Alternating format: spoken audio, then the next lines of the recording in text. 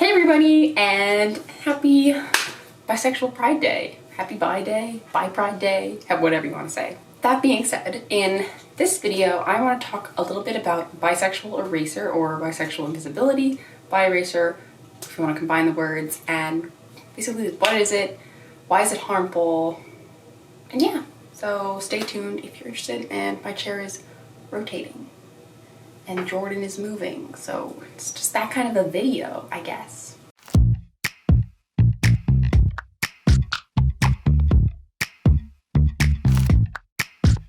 I was kissing you with my eyes open. I'm gonna start this video very officially by reading from my book where I wrote down the definition.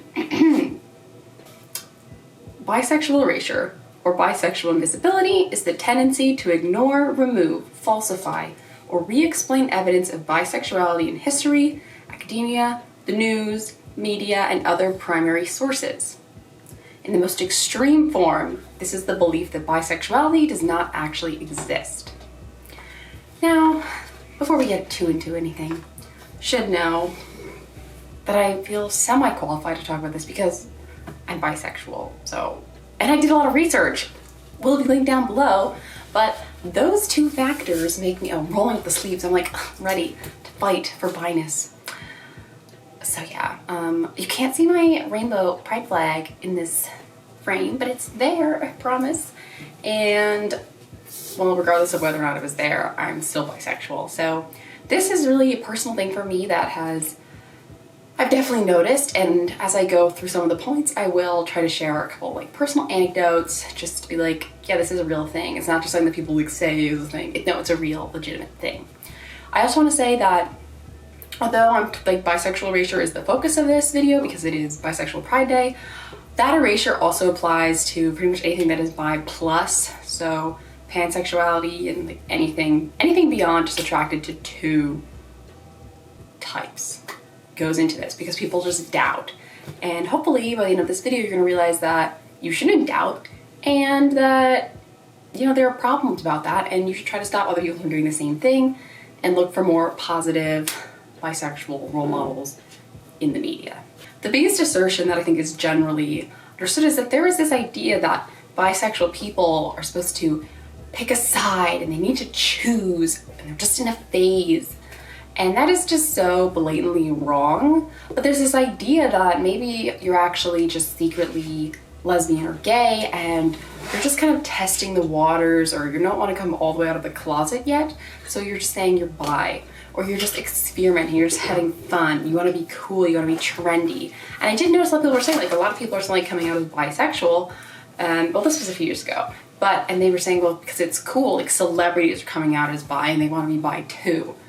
And unfortunately, there may be people who are doing that just because they want to be trendy, but by no means is that the majority of people. Most people who say they are bisexual actually are bisexual, and you telling them that they're in a phase or that they just need to pick a side, it's that's the whole point of being bisexual, is that you don't pick a side, you pick the person from which you're attracted to multiple possibilities, okay?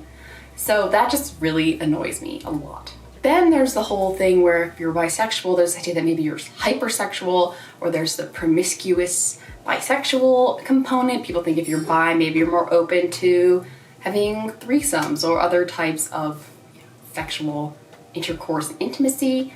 And that's a really rude assumption to make. If you're into that kind of thing, all power to you, as long as you're doing stuff with people and it's all consensual. But to just assume somebody's interested in something because of their sexuality is wrong. Also, because this takes away from our sexual agency to just assume that we don't have necessarily a choice in why we're attracted to multiple people just because we're so horny. That's not, that ain't it, chief.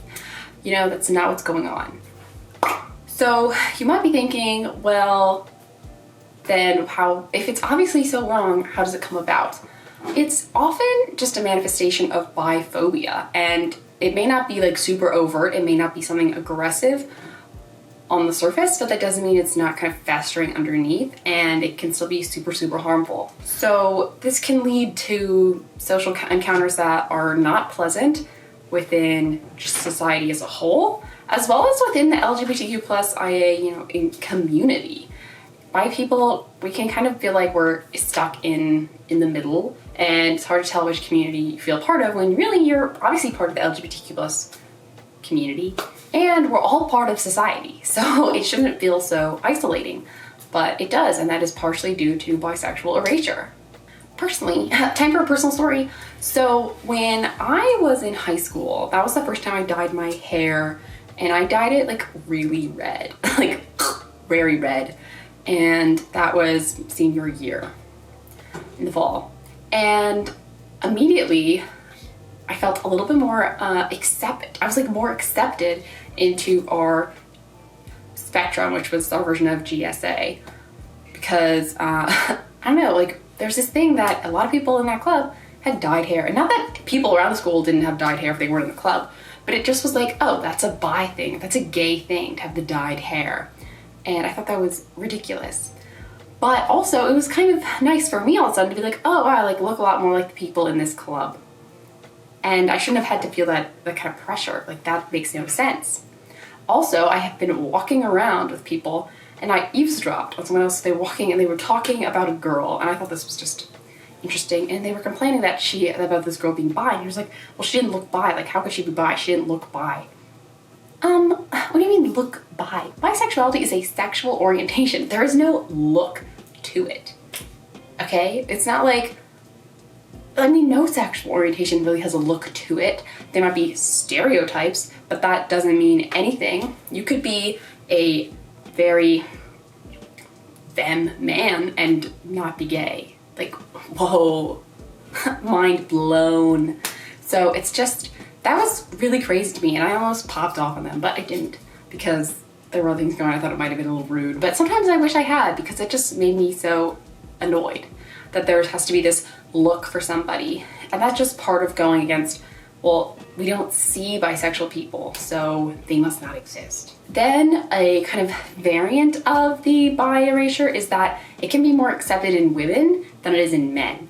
And that's very problematic as well, because unless we're all accepted from all genders, then we're not equal, we're not okay.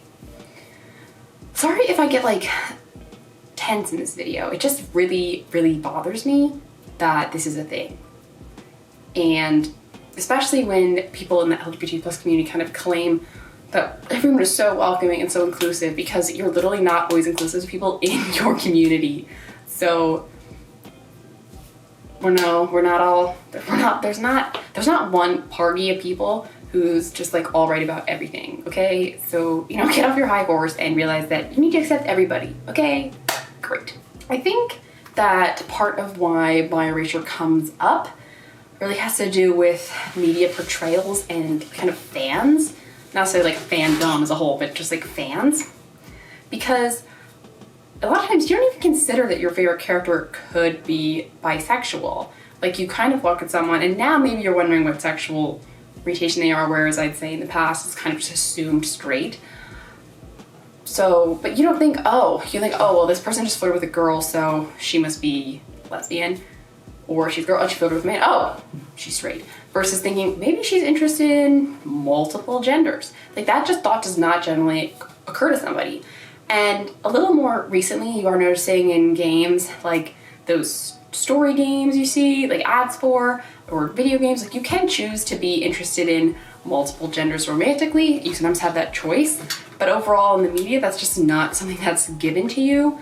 You have to pick one or the other, and people just don't consider it. Also, if, say, somebody who says they're bi in a piece of work and then they're with somebody of the same gender, they're like, oh, well, they're just, like now they're gay, but like what if they flip-flop and turn back to being straight? It's like, Or they're shown with someone of the same or opposite gender, whatever they're usually with, and it's shown as an experimentation, which it could be someone experimenting with their sexuality. That is not a bad thing, but to always be shown as like an experiment or shown as like a gag for fun, that really takes away from the legitimate and valid experience of bisexual people. So we really need to work on that and start normalizing bisexuality and show it authentically, because otherwise people who are not familiar with bisexuality, whether that's straight people or other members of the LGBT plus community, it's going to be hard to understand and recognize that we do exist without proper representation, like it is with any type of people and group. Another point against the bi people comes from more LGBTQ plus people, and that is because we can be straight passing. And that is say, like, I am a woman, so if I'm with a man, people will just assume that I'm straight, unfortunately. And this is wrong on 2 counts. Well, for one thing, I could be with a man, but that doesn't take away the fact that I'm also attracted to women, and doesn't mean that I'm just turned straight, and because it's like easier for me. It doesn't mean that I've chosen this side. It means I've chosen this person who happens to be a man. Or, I mean, I would about say the other example, but that's no longer straight passing. The other reason this is just kind of just like, is that they're not taking into consideration that the person I'm with who might look like a man could actually be a woman who's trans and hasn't transitioned physically. So you're just automatically assuming someone's gender and my sexual orientation at the same time, which is what we just need to stop doing, which is why we are working on, this is not about bisexual erasure, but just in general, I'm trying to remember to introduce myself with pronouns now, and I'm putting pronouns like on my social media platforms. It's just these little things that mean so much. Kind of going along with what I just said before the pronoun bit, and my battery's about to die, so I'm gonna switch that. Okay, hopefully this is similar enough to the angle that I just was. I switched the battery. Luckily, I had one ready to go, all charged up. That does not always happen. But anyways, as I was about to say, there's this idea that bisexual people can't actually be attracted to multiple genders simultaneously. They think that you just kind of like go back and forth, like, oh, you wake up and you're like, I'm into men today. And that's just not true. Like, we're literally just attracted to multiple genders. Whatever your sexual orientation is, you know that to be true. That's mine too. I know mine to be true, and I know that I can see on the same day, even at the same moment, I could see a picture of a couple. Sometimes you're like looking at those movie posters and they're showing like the romantic, duo. I can be attracted to both those people at once. I know. It's a mind-blowing realization, but there we have it. I keep looking at my book because I keep getting fired up and then realizing that I'm like skipping around the flow, which is why there probably won't be a flow, but I don't care. All right, so now that I've kind of talked about my anger about the situation and try to give some examples of what bi-erasure is, and that people like doubt us, and that literally erases our identity.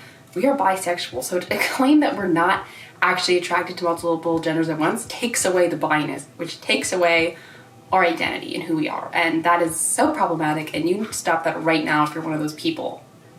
Thank you for stopping right now. But now to talk about the actual harm that this can cause. And I don't want by any means to imply the next few things that this is that being bisexual and dealing with bi-erasure is the only factor for this, but it is saying that there are consequences to marginalization and harassment, and these could be some of those possibilities, or they could be part of why that happened.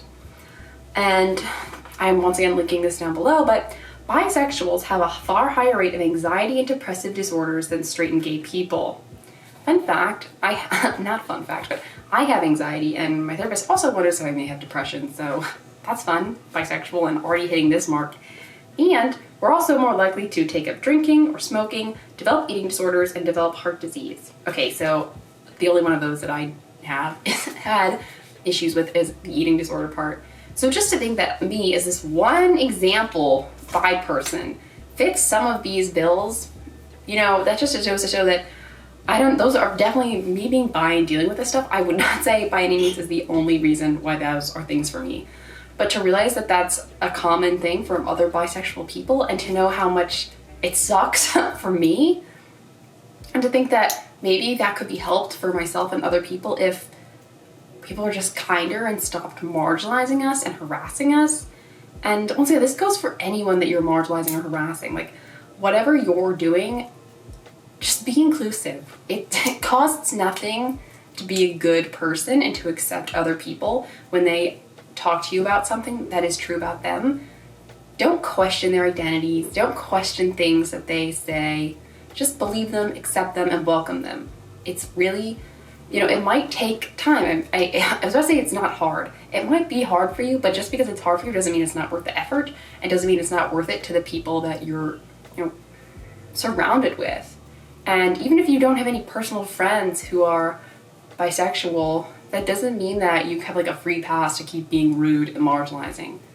No, in fact, you have like a greater duty, because you aren't going to be doing this for the kindness of your heart towards your friends. You're doing this just for the greater good of society, which hopefully you care about, because we are all part of society. So, okay, so that's kind of just like depressing, and I was about to apologize for coming across as rude, but I'm not sorry if I make you feel bad if you are one of those people. Okay, Jordan is agreeing with me. We are not sorry if you feel bad that I'm attacking you because I'm telling you the truth about your hurtful comments and how you make bisexual people feel invalidated. But to try to end a little... Jordan, you want to say hi to the camera?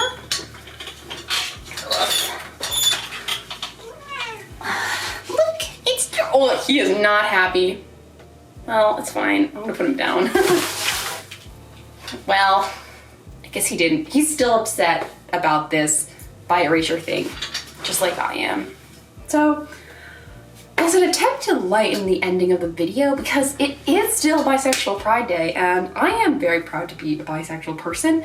I'm proud to be a bisexual Catholic person, and yes, if I could, I would have a giant megaphone, and I would just go around screaming and bi at people.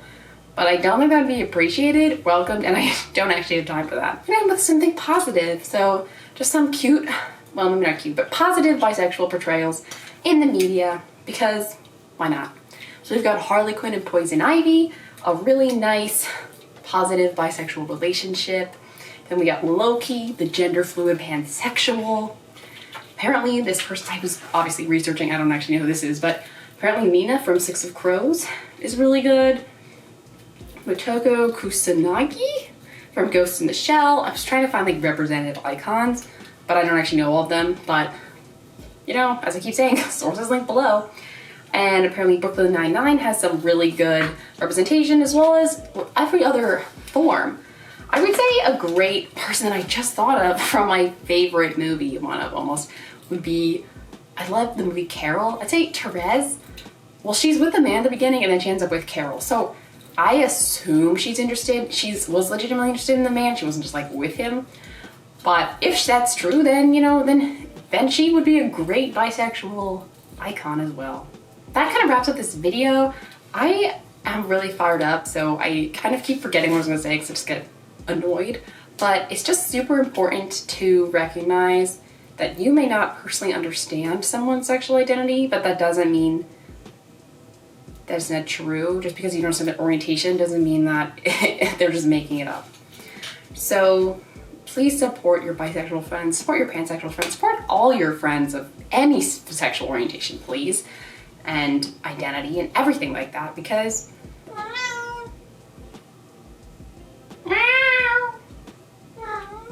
wow, we're communicating. All right, it's definitely time to wrap up this video. So if you enjoyed any part of it, please give it a thumbs up. Comment down below any of your favorite bi icons or anything else. And remember to subscribe. And I will see you next time. Bye!